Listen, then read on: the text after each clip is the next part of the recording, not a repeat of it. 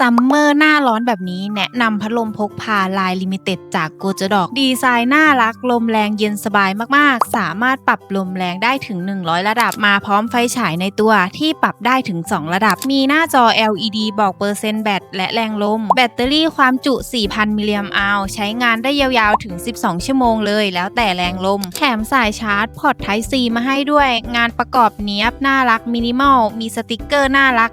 แบบนี้มาให้ด้วยค่ะมีคลิปเกี่ยวมาให้ห้อยกระเป๋าหรือสายคล้องคอก็สะดวกไม่ต้องกลัวหล่นหายใครที่อยากได้พัดลมพกพาลมแรงดีไซน์น่ารักลายลิมิเต็ดของแท้แถมมีรับประกันให้ถึง6เดือนแนะนำตัวนี้เลยค่ะพิกัดสั่งซื้ออยู่ที่ตะกร้าด้านล่างมุมซ้ายเลยนะคะ